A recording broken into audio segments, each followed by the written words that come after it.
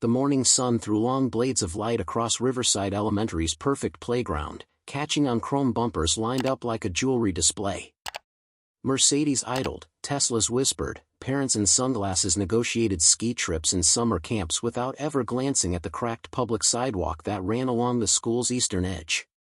That sidewalk was where 10-year-old Maya Johnson walked, steady, small, and precise. The duct tape around her once white canvas sneakers flashed silver as she moved, neat bands crossing at the toes and heels like careful stitches. Every night she checked the soles. Every morning she added new strips where old ones lifted, smoothing each edge with a fingernail until it sealed. They were the only shoes she had, so she made them last.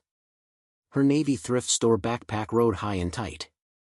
Inside, a pencil case, 2 sharpened number 2s, a library book wrapped in a plastic grocery bag so it wouldn't bend, and a peanut butter sandwich pressed flat between napkins. From the Crossroads family shelter to Riverside was a long walk, but Maya had turned it into a kind of science. She'd timed 3 different routes, learned which crosswalks turned fastest, which alleys were safe, which construction crews arrived on which days. She kept it all on a folded paper chart she hid behind the bookcase in her room. If she left by 7:06, she reached Elm and 3rd by 7:47. If she missed the 7:06 by more than 2 minutes, she cut across the lot behind the laundromat and made up the time near Oak. It wasn't luck that got her to school early. It was discipline. Riverside itself looked like a brochure, red brick, ivy trained into obedient symmetry, flower beds spelling excellence in education in tidy bursts of color. Through the tall windows, Maya could already see the polished floors and the glass trophy cases full of names she didn't know yet but planned to catch. She checked the bank clock, 7:47 a.m. 13 minutes until the bell. Perfect. A cluster of 4th-grade girls gathered at the flagpole with matching lunch boxes and shoes so clean they reflected the sky. Their conversation skimmed past Maya like wind: new iPhones for good grades, tablets promised by spring break, ski lessons, riding lessons, lessons piled on lessons. Maya adjusted her straps and kept moving. She'd learned the trick of walking without making waves, of leaving only the soft sound of taped soles on tile. Inside, the foyer gleamed. A digital screen scrolled announcements about a spring gala with $500 tickets and a silent auction offering European vacations, which sounded to Maya like something from a book. She didn't stop to read. She didn't need to count money that wasn't hers. What mattered, what was hers, was attendance, homework, and the quiet, stubborn choice to show up every day. Maya. A warm voice traveled across the hall. Mrs. Patterson walked toward her with a real smile, the kind that reached the eyes and didn't check your shoes before landing on your face. Early again. You know you don't have to beat the sun, right? I like reviewing before class, Maya said. It was partly true.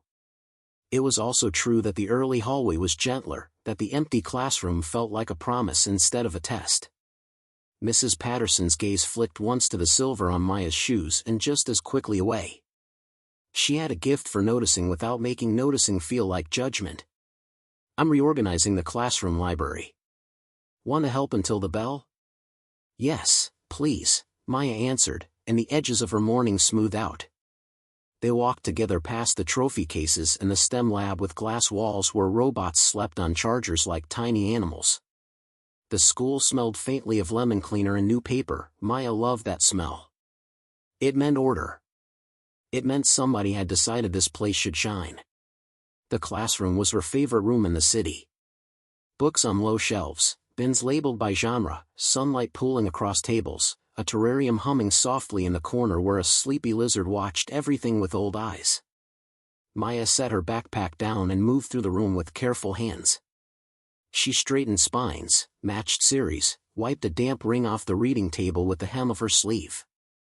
She treated the books like treasure because to her they were. Mrs. Patterson stacked a new set of biographies on the counter. We got a few you might like, she said, nudging a slim volume forward. Mae Jemison. I already read it, Maya said, then caught herself. But I'd read it again. Of course you would, Mrs. Patterson murmured, amused and impressed.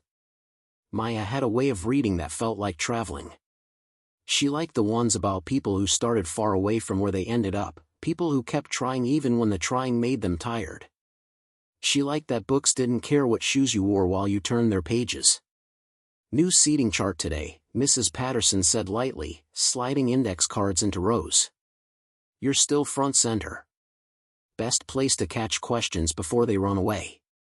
"Okay," Maya said, and hid the relief that rose inside her. Front center meant near the board, near the teacher, near safety. The hall grew louder outside. Backpacks thumped. Laughter spilled in waves. Maya's shoulders tightened on instinct. Noise usually meant less space to be small in. She put the last copy of Number the Stars on the right shelf and stepped back. Everything lined up. Everything ready. She liked being the kind of person who made things ready. "Thank you," Mrs. Patterson said, meaning it. "You always make the room feel better." Maya shrugged one shoulder, not sure what to do with praise that landed softly and stayed. "I like when everything has a place." "Me too," Mrs. Patterson said, and let the quiet be comfortable.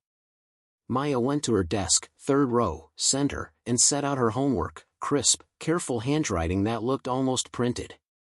2 pencils at the top edge, both sharp, both pointing the same way. The library book came out last. She smoothed the bag around it, then opened to a page she'd marked with a folded scrap of paper. "Trajectory," the sentence began, and she traced the word with her eyes until it felt steady on her tongue. Students poured in, their confidence loud. Weekend stories bounced between desks, parties with balloon arches, soccer tournaments out of town, grandparents who mailed packages bigger than Maya's whole dresser. She listened without listening, picking up facts like a scientist collecting specimens, not because she wanted them but because they told her how the place worked. "Good morning, scholars," Mrs. Patterson called, the room settling around her voice. "Today we begin our unit on communities, how they're built, how they function, and how each of us belongs." Belonging, Maya thought. It was a soft word with a hard edge.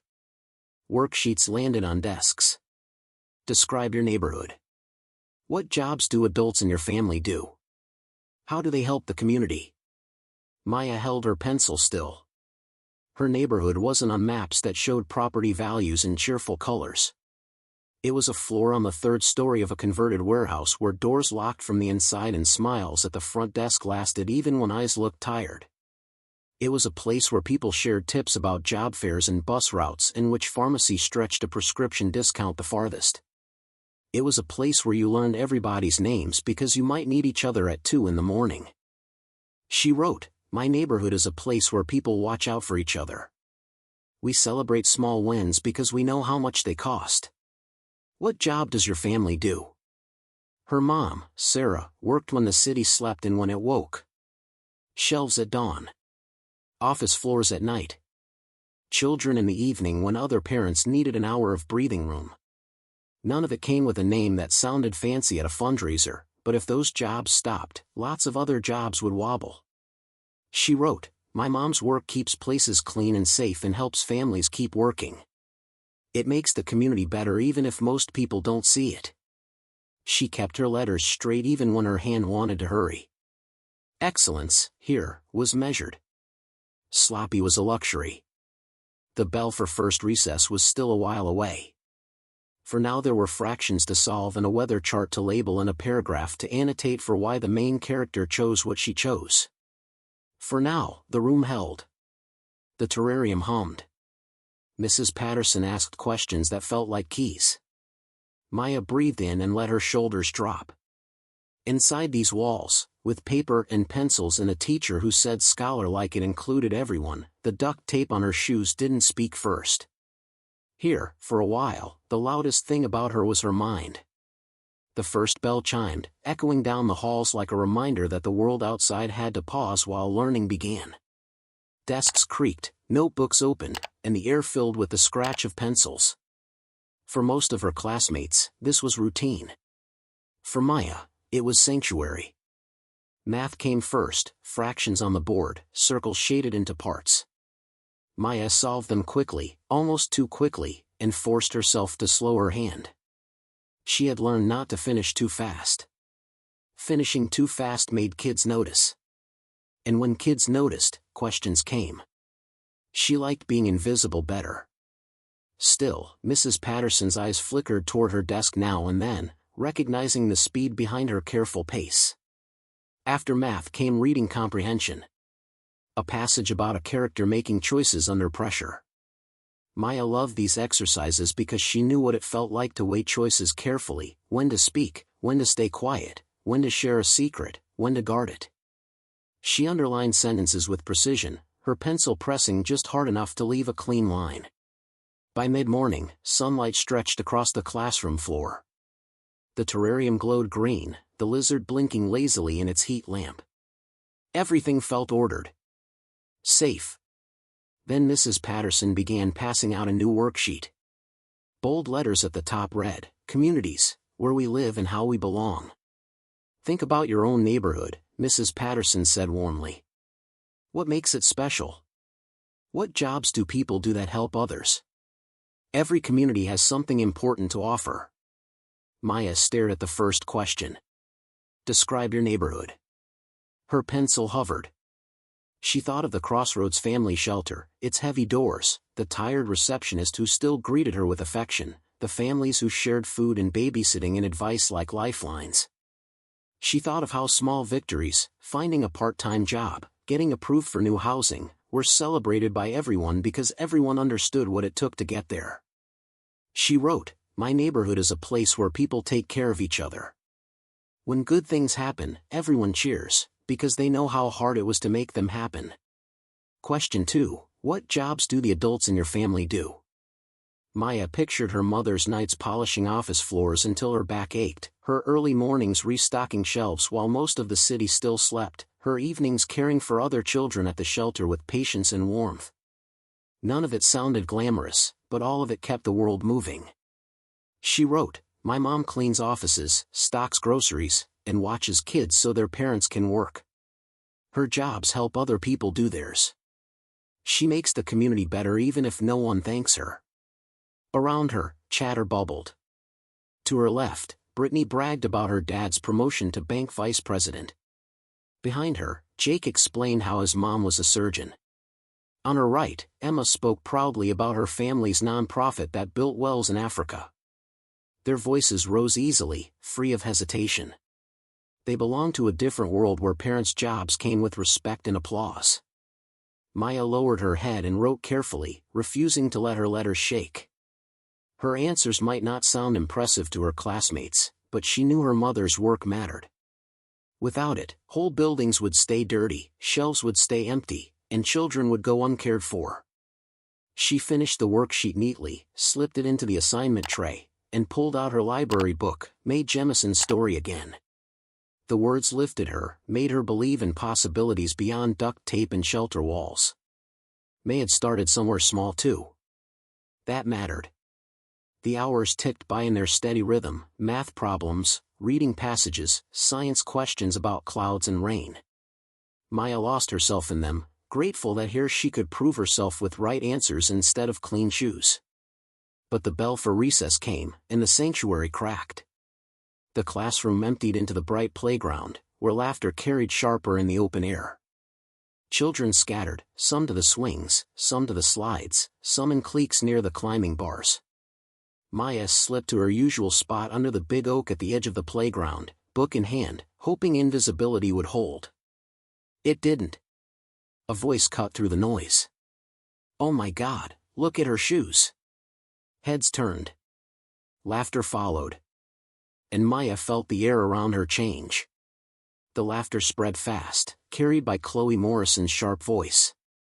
Chloe's hair was tied back with a glittering band, her sneakers bright white, her confidence louder than the recess bell. "Are those taped together?" she called, pointing so everyone could see. A few kids turned, saw the silver bands around Maya's shoes, and joined in. "She's got duct tape shoes." Marcus shouted, grinning as if he'd invented the joke. He was one of the boys who arrived in a different luxury car each day, sometimes a Range Rover, sometimes a Porsche, always with the same careless swagger. Maya kept walking toward the oak tree, book pressed against her chest. She told herself the same thing she told herself every morning: if you don't react, it will stop. If you stay quiet, it will pass. But this time, it didn't pass. She looks like she lives in a dumpster, another voice rang out, followed by a burst of laughter. The sound echoed off the slides and swings, turning into a cruel chorus. More children gathered, not all of them mean, just curious. And curiosity, in a group, could be dangerous. "Hey, tape girl!" Chloe shouted. "Where'd you get those designer shoes?" The sarcasm dripped like poison, drawing even more laughter. Maya's cheeks burned. She reached the oak tree and sank down, opening her book to any page, though the words blurred in front of her. She tried to disappear into the print, into the space between sentences, but the circle was closing. "Maybe she found them in the trash," someone said. "My mom says people who dress like that just aren't trying," another added. Each comment landed heavier than the last. Maya pressed her lips together, holding the tears back with all her strength. Her mother always told her, "Don't give them your tears. Tears are what they want. You're stronger than that." But even strength has limits, especially when you're 10. "Look, she's pretending to read," Chloe said loudly. Like anyone believes she understands that book. That cut deeper than all the rest. They could mock her shoes, her clothes, even her shelter, but not her mind. Her mind was the one thing that belonged fully to her. She looked up, meeting Chloe's eyes with quiet fire. "I can read just fine," she said, her voice low but steady. "Prove it," Marcus taunted, stepping closer. "Read something out loud." The crowd leaned in, eager for the show. Maya's hands trembled around the book. It was a biography about space travel, with words even adults stumbled over. She could read it, explain it even, but she knew how kids worked. If she read it smoothly, they'd call her a nerd. If she stumbled, they'd call her stupid. Either way, she lost. She closed the book carefully and stood, heart pounding.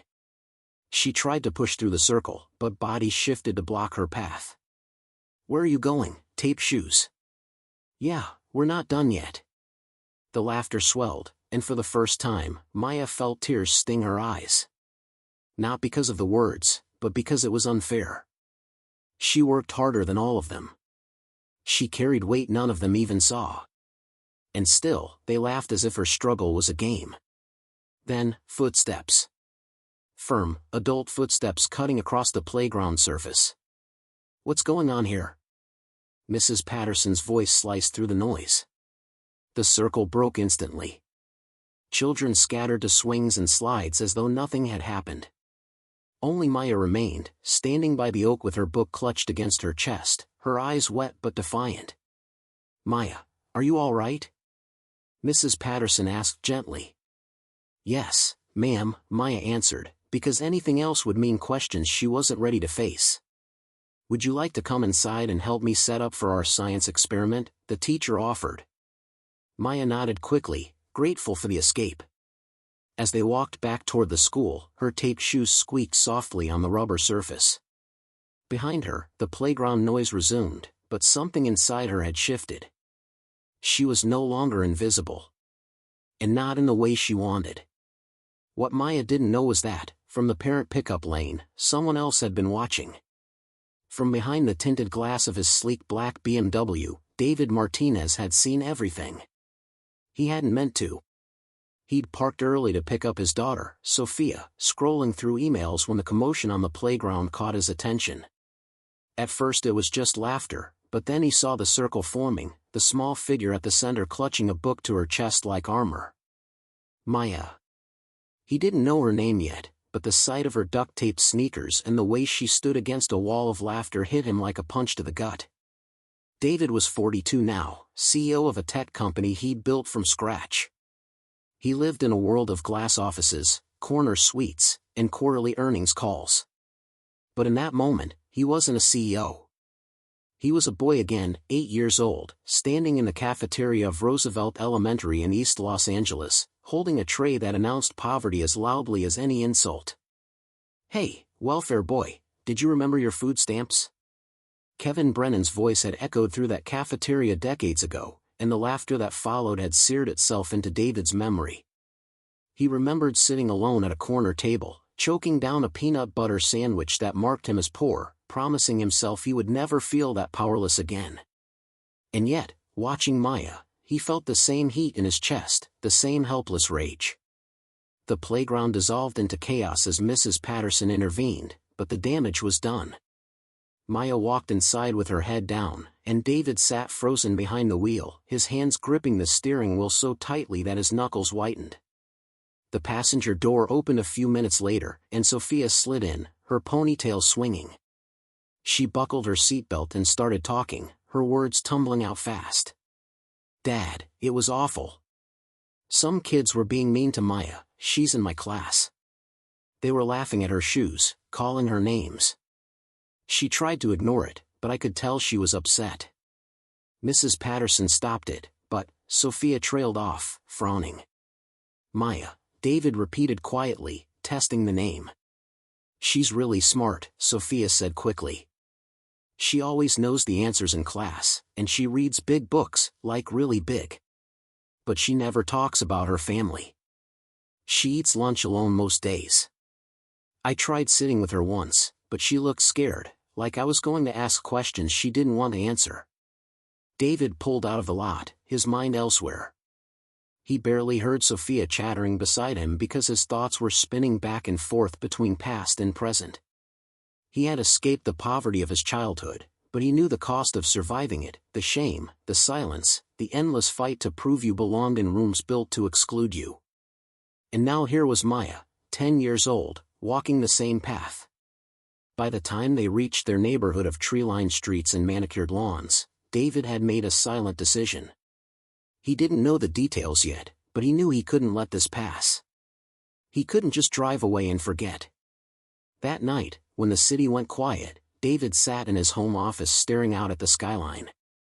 The glass walls reflected his success back at him, but all he could see was Maya's face, the tears she tried not to cry, the book clutched to her chest.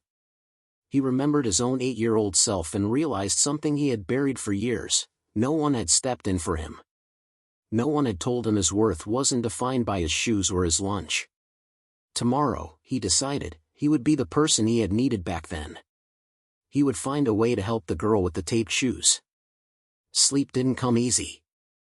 David tossed in the dark, his mind replaying the image of Maya standing in that circle, silver tape catching the sun like a spotlight on her shame. At 3 a.m., he gave up trying. He padded to his office, sat before the wide window that overlooked the city lights, and let his thoughts fall backward through time. He was 8 again. The cafeteria. The tray of free lunch. The laughter when Kevin Brennan shouted, "Welfare boy!" He remembered the sting in his chest, the desperate need to disappear. He had eaten fast, head down, promising himself he would never be laughed at for being poor again. Now, decades later, the memory felt raw. He realized success had insulated him, dulled the sharp edges of those years. But Maya's taped shoes had cut through the insulation. They reminded him that some children were still living the same humiliation he had once endured, and too often, adults looked away. He opened his laptop. The glow of the screen felt like a call to action. He began researching Riverside Elementary. Their test scores were excellent. Their parent contributions astronomical.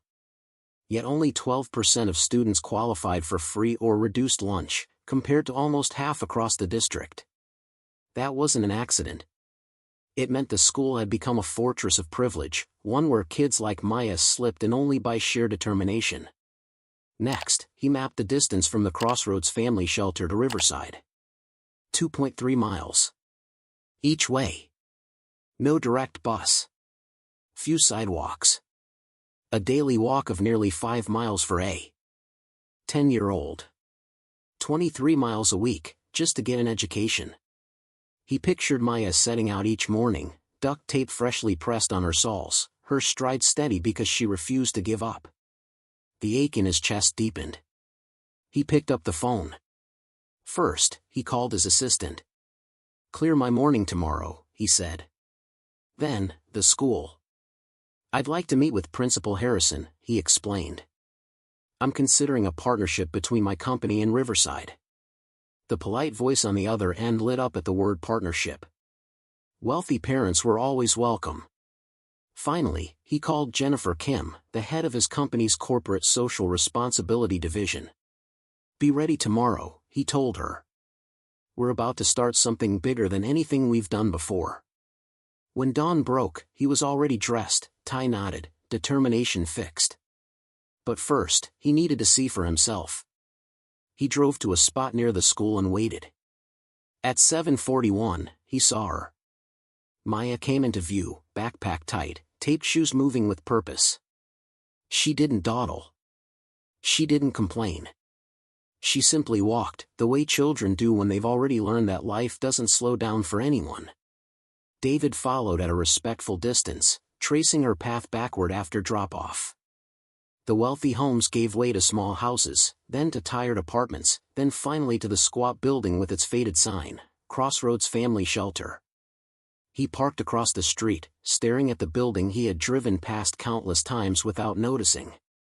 Now he couldn't look away. That was where Maya lived. That was where she returned each night after walking 5 miles in taped shoes. His phone buzzed. It was the principal returning his call.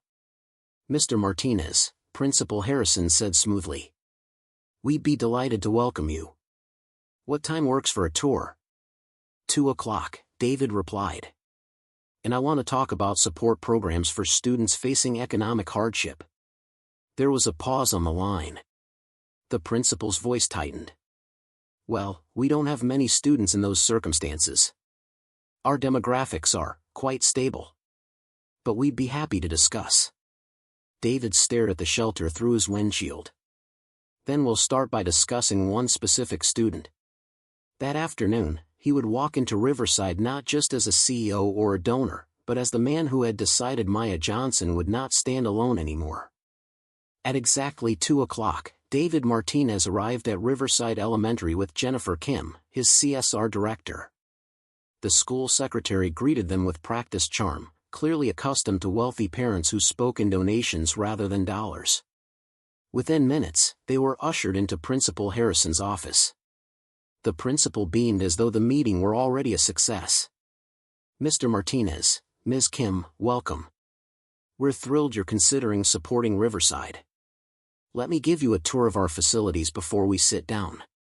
They walked past the gleaming STEM lab, the library with shelves lined like soldiers, the gymnasium shining as if freshly waxed. Every corner whispered privilege. "As you can see," the principal said, "we strive to give our students every advantage. Parent contributions are a big part of that." David nodded politely, but his mind was elsewhere. Finally, when they returned to the office, he leaned forward. "Tell me about your diversity initiatives. Specifically, how do you support students from economically disadvantaged backgrounds?" The principal blinked, the smile faltering just slightly. "Well, as I mentioned, our demographics are stable. Most of our families are well established in the community.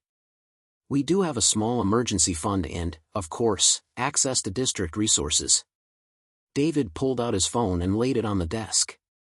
On the screen was a GPS map showing the route from Crossroads Family Shelter to Riverside, 2.3 miles, highlighted in red. "This is the walk one of your students makes every day. 10 years old. 5 miles round trip. Over 20 miles a week. What support does Riverside provide for her?" The principal's face shifted from confusion to discomfort. "Mr. Martinez, I'm not sure." "Her name is Maya Johnson," David interrupted.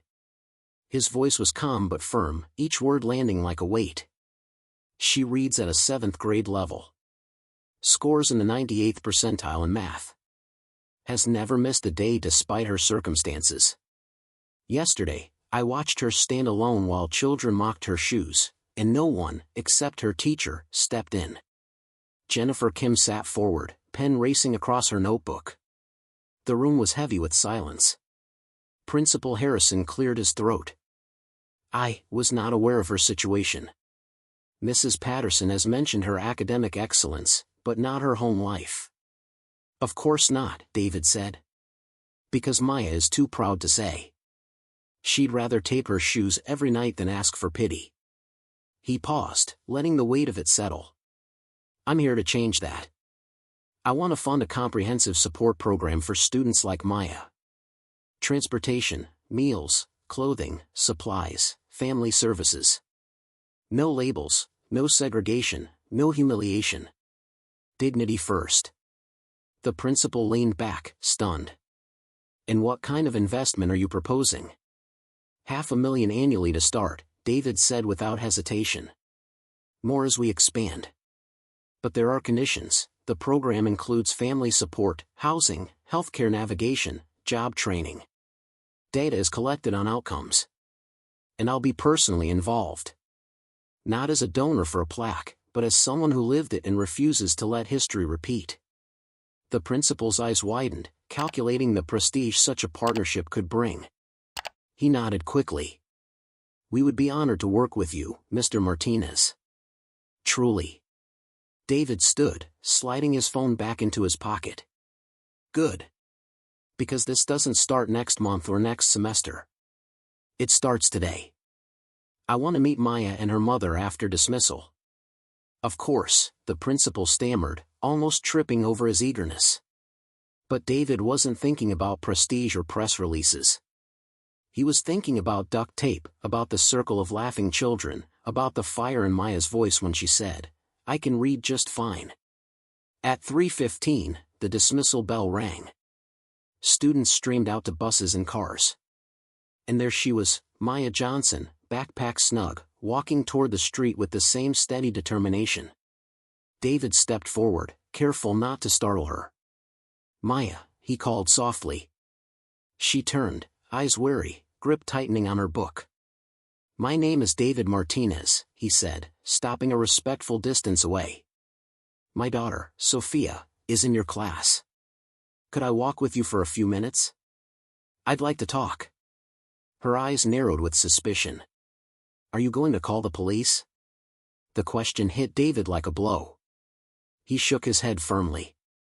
No. I'm not calling anyone. I just want to talk about school, and maybe about ways life could be a little easier for you and your mom. Maya studied him for a long moment, cautious. Then, slowly, she nodded. Okay. But I can't be late. My mom worries if I'm off schedule. Together, they started down the cracked sidewalk, step for step, toward the shelter. The walk to the shelter was quiet at first. David matched his stride to Maya's, careful not to make the silence feel heavy.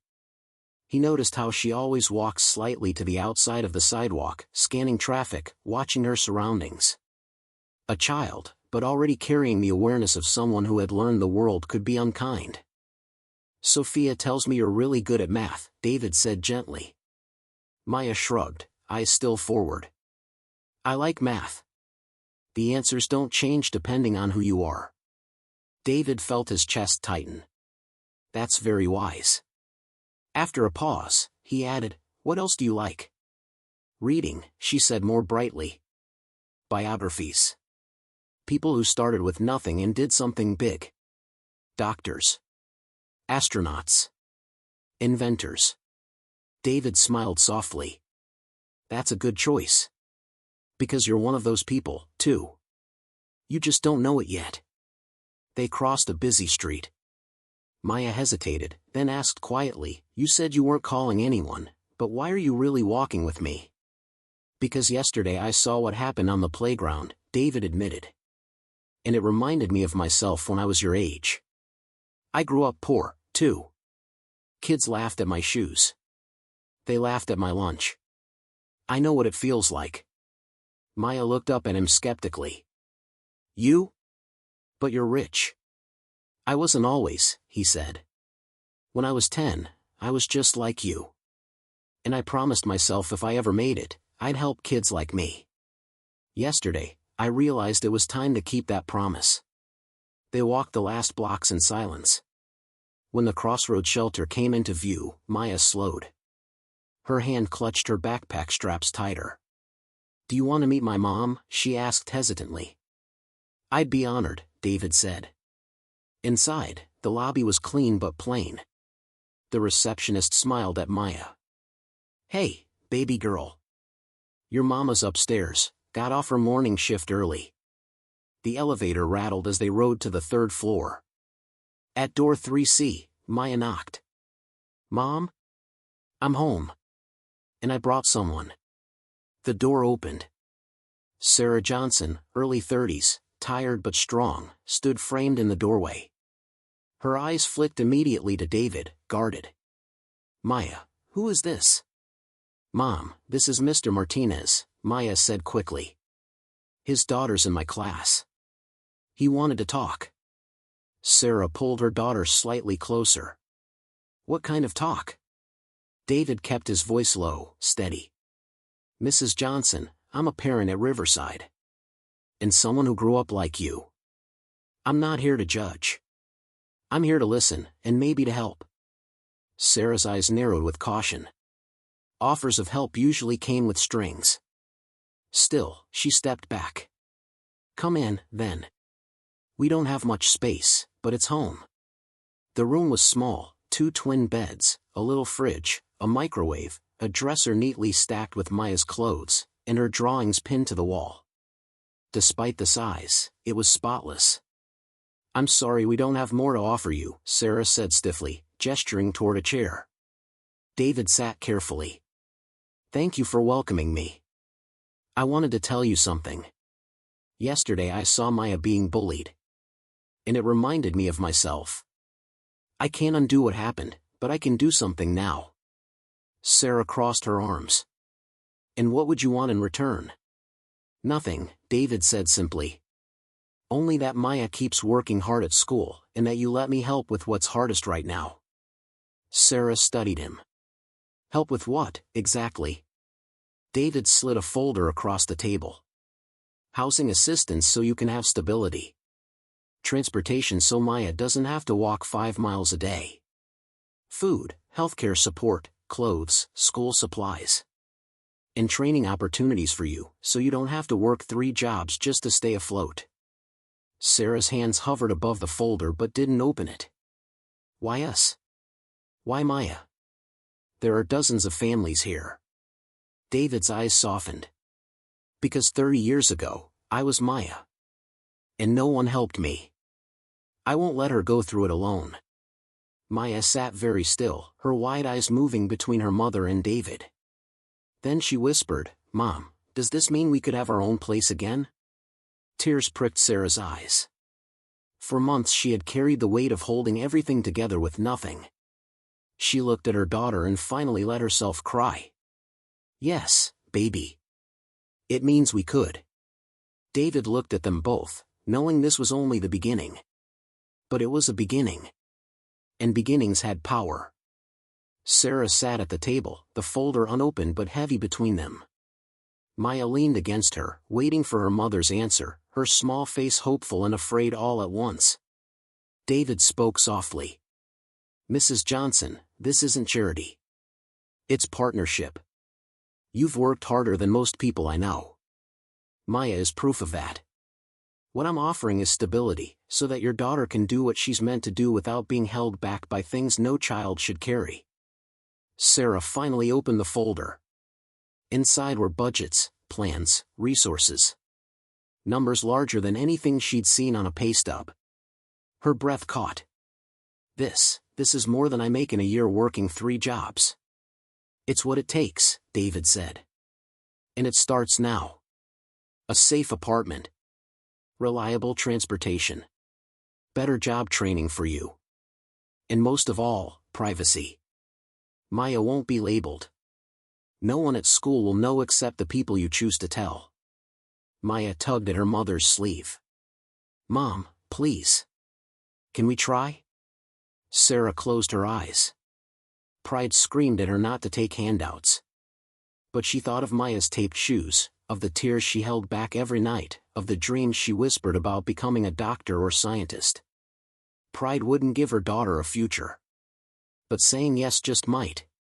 She looked at David, tears running freely now. "If you mean this, if it's real." "It's real," David said firmly. And it's only the beginning. Maya's not going to be the only one. This program will grow. But it starts with you. Sarah nodded slowly, pulling Maya close. Then yes. We'll accept your help. Maya's smile broke through like sunrise. For the first time in months, hope felt like something solid. 3 months later, the transformation was visible. Maya no longer walked 5 miles in taped shoes. She wore sturdy sneakers that fit her feet, carried a backpack filled with books she'd chosen herself, and lived in a 2-bedroom apartment 6 blocks from school. She still studied with the same determination, but now she laughed at recess, joined in games, and ate lunch with new friends. Her confidence grew as quickly as her grades, which soared even higher once survival wasn't her daily battle. She joined the gifted program, standing at the whiteboard explaining math concepts to classmates who once ignored her. Teachers noticed the way her voice carried, not just knowledge, but assurance. For the first time, Maya raised her hand not to prove herself, but to share what she loved. And other students began to see her not as the girl with tape on her shoes, but as someone to admire, even to follow. At home, Maya decorated her own room for the first time in her life. Posters of Mae Jemison, Katherine Johnson, and Serena Williams covered the walls. Her taped shoes sat on a shelf in the corner, not discarded, but preserved like a relic. They weren't something to hide anymore. They were proof of her resilience, proof of how far she'd walked, literally and figuratively. Sarah, too, had changed. She wore the scrubs of a medical assistant trainee, part of a program funded through David's foundation. Soon she would graduate into a stable career with hours that allowed her to be home at night. She smiled more often now, laughed with her daughter at the dinner table, and started to imagine things she had long stopped daring to imagine, saving for the future, cooking favorite meals again, even decorating their apartment with more than just necessity. For the first time in years, she allowed herself to dream beyond tomorrow. And the impact rippled beyond them. David's initiative, the Martinez Family Foundation, expanded rapidly. 47 families in the district were already receiving support, from housing stability to academic enrichment. Parents who once lived with fear now walked with dignity, and children who had slipped through cracks were finding their footing again. The ripple spread even farther. Local businesses partnered with the foundation, offering internships for teens. Churches opened their doors for tutoring programs. Even rival CEOs called David, some inspired, some challenged, but all aware that one man's choice had forced a conversation the city could no longer ignore. The local newspaper ran a headline, "From taped shoes to gifted classrooms, one girl's story inspires district-wide change." On a crisp spring morning, David stood at the podium of Roosevelt Elementary, the very school where he had once sat humiliated with a free lunch tray. Now he returned not as a broken child but as a man determined to break the cycle. In the front row sat Maya, her eyes shining, her sneakers clean, her posture straight with pride. Beside her, Sarah clapped softly, the lines of exhaustion easing into something new, relief, possibility. David's voice carried through the auditorium. 3 months ago, I met a girl named Maya Johnson. 10 years old. Brilliant. Determined. And walking over 4 miles a day from a homeless shelter to attend Riverside Elementary because she and her mother believed education was worth any sacrifice. He paused, scanning the audience. I saw children mock her shoes. I saw her stand silent with a book clutched to her chest. And I remembered myself, 30 years ago, the poor boy everyone laughed at, the boy no one stepped in for. That day, I promised Maya she wouldn't walk alone again. And I promise you now, no child should. The audience erupted in applause. Maya stood briefly, smiling shyly, no longer invisible, no longer ashamed. David looked at her and finished, his voice steady with conviction. Excellence has nothing to do with zip codes or bank accounts. It has everything to do with courage, curiosity, and the support of those who believe in you. Maya is proof. And she is only the beginning. The room rose to its feet. Teachers, parents, officials, many with tears in their eyes, clapped until the sound filled every corner. And for the first time, Maya didn't hide. She lifted her chin, shoulders back, proud not just of her survival, but of her future. She glanced at her mother, who mouthed, "I'm proud of you, baby." Maya's heart swelled. She thought of the duct-taped shoes still sitting in the corner of her closet, not as a mark of shame but as a reminder of how far she had come. And in that moment, Maya made her own quiet promise: one day, she would stand at a podium like this. One day, she would be the one to tell another child, "You are not alone. Your worth is not measured by your shoes." The auditorium was still buzzing long after the applause died down. Reporters scribbled notes. Parents whispered about what more could be done. But Maya just sat still, letting the moment sink into her bones. For the first time in her life, she felt not like someone who had been saved, but someone who was destined to save others. The girl who once prayed not to be noticed had become the girl the whole room couldn't look away from. The girl with the taped shoes had become the girl with a voice, and that voice was strong enough to change the world.